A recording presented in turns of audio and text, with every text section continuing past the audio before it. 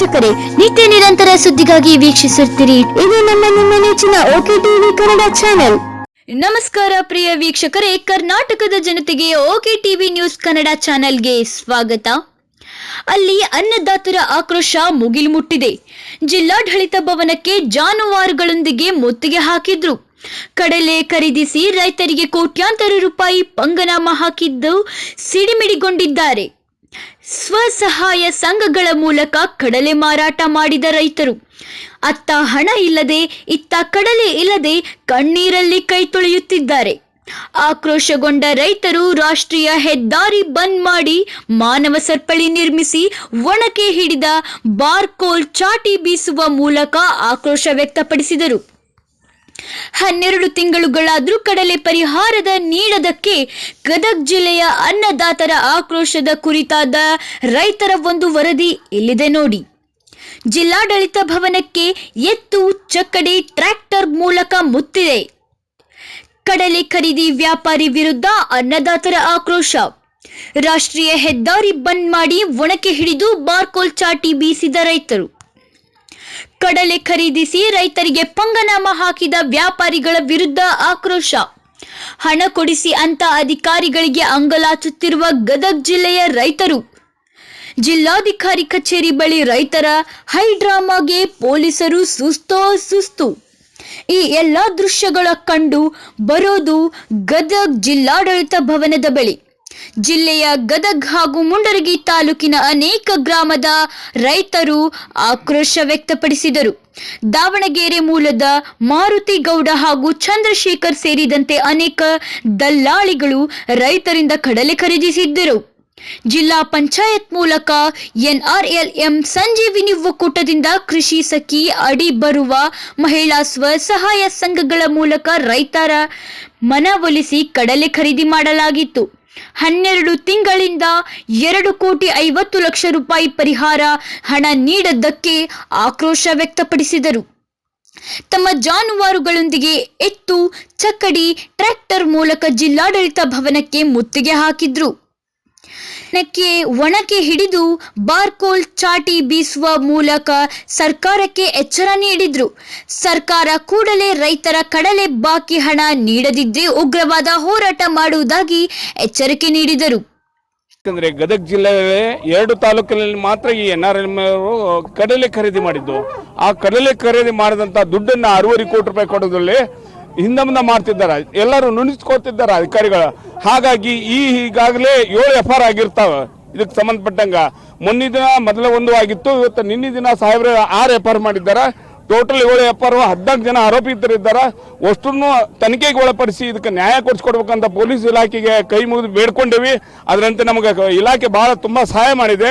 ಅದೇ ರೀತಿಯಾಗಿ 2 ತಾಲೂಕಲ್ಲಿ, ಒಂದು ಮುಂಡ್ರಗಿ ತಾಲೂಕು, ಒಂದು ಗದಗ ತಾಲೂಕು, 2 ತಾಲೂಕಲ್ಲಿ 450 ಜನ ರೈತರು 650 ಕೋಟಿ ರೂಪಾಯಿ ಬರಬೇಕು. ಅದು ಬರುವವರೆಗೆ ನಾವು ಉಗ್ರ ಹೋರಾಟ ಮಾಡ್ತೀವಿ. ಇವತ್ತು 2ನೇ ದಿನ, ನಾಳೆ ದಿನ ನಾವು ಆತ್ಮಹತ್ಯೆ ಮುಂದೆ ಏನ್ ಮಾಡ್ತೀವಿ ಅಂತ ನಮಗೆ ಗೊತ್ತಿಲ್ಲ. ಎಲ್ಲಾ ರೈತರು ಸೇರಿ ಮುಂದಿನ ಹೋರಾಟಕ್ಕೆ ಒಂದು ಯೋಜನೆ ಹಾಕೊಂಡಿದ್ವಿ. ಆ ಪ್ರಕಾರ ನಾವು ಮುಂದುವರಿತೀವಿ ಅಂತ ಹೇಳ್ತೀವಿ. ಕಳೆದ 12 ತಿಂಗಳಿಂದ ಬಾಕಿ ಹಣ ನೀಡದ್ದಕ್ಕೆ ರೈತರ ಸಹನೆ ಕಟ್ಟೆ ಒಡೆದು ಹೋಗಿದೆ. ಈ ಬಗ್ಗೆ ಸಂಬಂಧಿಸಿದ ಅಧಿಕಾರಿಗಳು ಜನಪ್ರತಿನಿಧಿಗಳ ಗಮನಕ್ಕೆ ತಂದ್ರೂ ಪ್ರಯೋಜನವಾಗಿಲ್ಲ. 12 ತಿಂಗಳಿಂದ ಹಣಕ್ಕಾಗಿ ಕಾದು ಸುಸ್ತಾಗಿರುವ ಅನ್ನದಾತರು ಹುಬ್ಬಳ್ಳಿ ಗದಗ ಬಳ್ಳಾರಿ ರಾಷ್ಟ್ರೀಯ ಹೆದ್ದಾರಿ ತಡೆದು ಕೆಲ ಕಾಲ ರಸ್ತೆ ಬಂದ್ ಮಾಡಿ ಮಾನವ ಸರಪಳಿ ನಿರ್ಮಿಸಿದರು. ಸರ್ಕಾರದ ವಿರುದ್ಧ ಘೋಷಣೆ ಕೂಗಿ ಬಾಯಿ ಬಡ್ಕೊಂಡು ತಮ್ಮ ಆಕ್ರೋಶ ಹೊರಹಾಕಿದರು. ಆಕ್ರೋಶಕ್ಕೆ ಒಳಗಾದ ರೈತರನ್ನ ಮನವೊಲಿಸಲು ಪೊಲೀಸರು ಅಧಿಕಾರಿಗಳು ಹರಸಾಹಸ ಪಡಬೇಕಾಯಿತು.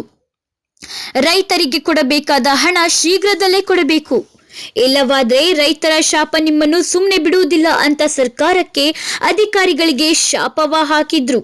ನಾವು ಒಣಕೆಲೆಲ್ಲ ಏನ್ ಮಾಡ್ತೀವಿ ಅನ್ನೋದೇ ಗೊತ್ತಿಲ್ಲ. ಅಷ್ಟು ಆಕ್ರೋಶ ಇದೆ ಎಲ್ಲರಿಗೂ.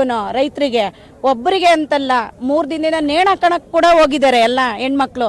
ನಮ್ಮ ಮೇಡಮ್ ಇರ್ಬೋದು, ನಮ್ಮ ಸರ್ ಇರ್ಬೋದು, ಎಲ್ಲ ಅಲ್ಲಿಂದ ಬಂದು ಹೇಳ್ತಿರೋದ್ರಿಂದ ನೋಡಿ ಇನ್ನೂ ಎಚ್ಚರಿಕೆ ಜಾಸ್ತಿ ಇದೆ.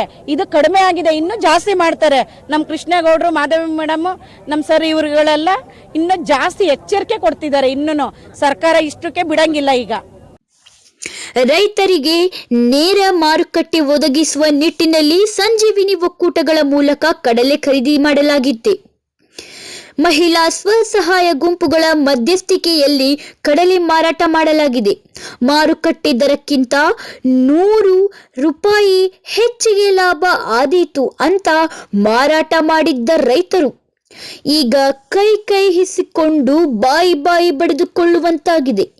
ಕಷ್ಟಪಟ್ಟು ಬೆಳೆದ ಬೆಳೆ ವ್ಯಾಪಾರಿ ಕೈವಶವಾಗಿದ್ದು 12 ತಿಂಗಳಿಂದ ಹಣವಿಲ್ಲದೆ ನೂರಾರು ರೈತರು ಸಂಕಷ್ಟಕ್ಕೆ ಸಿಲುಕಿದ್ದಾರೆ. ಕಡಲೆ ಖರೀದಿಸಿದ ವ್ಯಾಪಾರಿ ವಿರುದ್ಧ ದೂರು ದಾಖಲಾಗಿದ್ದು ತನಿಖೆ ಶುರುವಾಗಿದೆ. ಈಗ ನಿನ್ನೆ ಹೋರಾಟದಲ್ಲಿ ನಾವಾಗಲೇ ಅವ್ರಿಗೆ ಎಚ್ಚರಿಕೆಯನ್ನು ಕೊಟ್ಟಿದ್ದೀವಿ. ದಿನೇ ಕಳೆದಂತೆ ನಾವು ಹೆಚ್ಚಿನ ಮಟ್ಟದಲ್ಲಿ ಇನ್ನೂ ಹೋರಾಟ ಉಗ್ರವಾಗ್ತಾ ಹೋಗ್ತೇವೆ. ಇವತ್ತು 1K ಪೆಟ್ಟು ಕೊಡ್ತೀವಿ, ನಾಳೆ ಕಡ್ಡೆ ಕೂಡ ತರ್ತೇವೆ. ಒಂದಿನ ಆ ಪೆಟ್ಟು ಕೂಡ ಹಾಕ್ತೇವೆ, ಬಿಡೋದಿಲ್ಲ. ಜೊತೆಗೆ NRML ಇಲಾಖೆಯಿಂದ ಸಂಜೀವಿನಿ ಒಕ್ಕೂಟ ಅನ್ನೋಂಥದ್ದಲ್ಲಿ MBK ಮತ್ತು ಪಶು ಸಖಿ, ಕೃಷಿ ಸಖಿ ಅಂತ ಕೆಲಸಗಾರರ ನಿಮಿತ್ತವಾಗಿ ಇವರು ಯಾರೋ ಮಧ್ಯವರ್ತಿಗಳನ್ನ ಕರ್ಕೊಂಡ್ಬಂದು ಡೈರೆಕ್ಟ್ ಆಗಿ ನಾವು ಈ ಇದು ಜಿಲ್ಲಾ ಸಿಒನ ನಾವು ಆರೋಪ ಮಾಡ್ತೇವೆ. ಯಾಕಂತಂದ್ರೆ ಒಬ್ಬ ಅವರು ಮಧ್ಯವರ್ತಿಗಳು ಬರ್ಬೇಕಾದ್ರೆ ಇವರೆಲ್ಲರೂ ಕೂಡ ಅವ್ರಿಗೆ ಗಮನಕ್ಕಿದೆ, ಇದ್ರೂ ಕೂಡ ಗಮನಕ್ಕಿಲ್ಲ ಅಂತ ಹೇಳ್ತಾರೆ. ಅವ್ರಿಗೆ ಗಮನಕ್ಕೆ ಇದೆ ಅಂತ ಹೇಳಲಿಕ್ಕೆ ನಮ್ಮ ಹತ್ರ 4-5 ಎವಿಡೆನ್ಸ್ ಕೂಡ ಇದಾವೆ. ಅದಕ್ಕೆ ಅವರು ಒಪ್ಪಗೋದೇ ಇದ್ರೆ ಇನ್ನು ನಾಳೆ ಅಥವಾ ನಾಡಿದ್ರೆ ನಡೆಯೋ ಹೋರಾಟ ಅಂತೂ ಉಗ್ರವಾಗಿರ್ತದೆ. ಅದನ್ನ ಇವತ್ತು ಏನಾಗುತ್ತೆ ಅಂದ್ರೆ ಇಡೀ ಎಂಟೈರ್ ಕರ್ನಾಟಕದಲ್ಲಿ ಗದಗ ಜಿಲ್ಲೆನಲ್ಲಿ ಒಂದು ದೊಡ್ಡ ಇತಿಹಾಸ ಆಗಿ ಉಳಿತದೆ. ಇಂಥದ್ದೆಲ್ಲೂ ಕೂಡ ಆಗಿಲ್ಲ, ಮುಂದೆ ಆಗೋದಿಲ್ಲ, ಹಿಂದೆನೂ ಕೂಡ ಆಗಿಲ್ಲ. ಆ ಮಟ್ಟದಲ್ಲಿ ನಮಗೆ ಹೋರಾಟ ಆಗ್ತದೆ ಅಂತ ಈ ಸಂದರ್ಭದಲ್ಲಿ ನಾನು ಈ ಜಿಲ್ಲಾಧಿಕಾರಿಗೂ ಮತ್ತು ಉಸ್ತುವಾರಿ ಸಚಿವರಿಗೂ ಸರ್ಕಾರಕ್ಕೂ ಕೂಡ ಎಚ್ಚರಿಕೆಯನ್ನು ಕೊಡ್ತೀನಿ. ಒಟ್ನಲ್ಲಿ ರೈತರು ತಮಗಾದ ಅನ್ಯಾಯದ ವಿರುದ್ಧ ಸಿಡಿದೆದ್ದು ಜಿಲ್ಲಾಡಳಿತಕ್ಕೂ ಬಿಸಿ ಮುಟ್ಟಿಸಿದ್ದಂತಾಗಿದೆ. ನಿತ್ಯ ನಿರಂತರ ಸುದ್ದಿಗಾಗಿ ವೀಕ್ಷಿಸಿ okay TV Kannada news channel. ನಾನು ನಿಮ್ಮ ಪೂಜಾ ದೇಸಾಯಿ.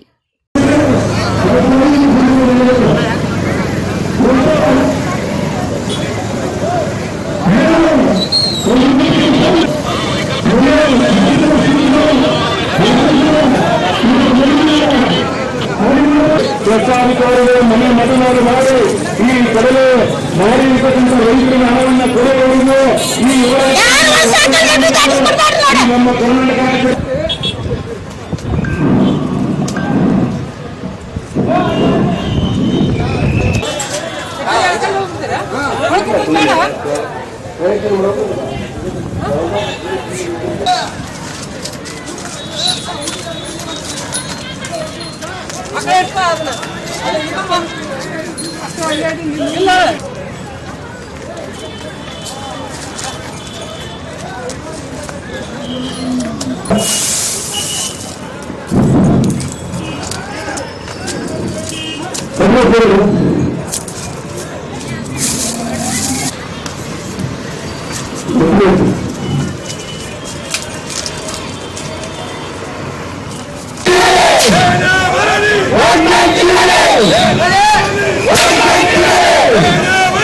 ರೈತರನ್ನು ಕಡೆಗಣಿಸಿದ ಸರ್ಕಾರಗಳಿಗೆ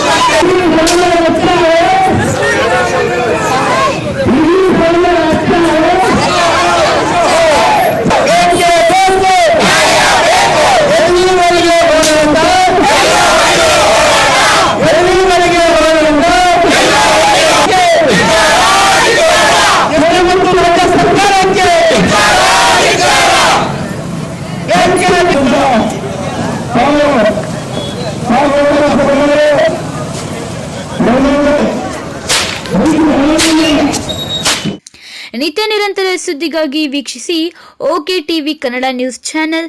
ನಾನು ನಿಮ್ಮ ಪೂಜಾ ದೇಸಾಯಿ.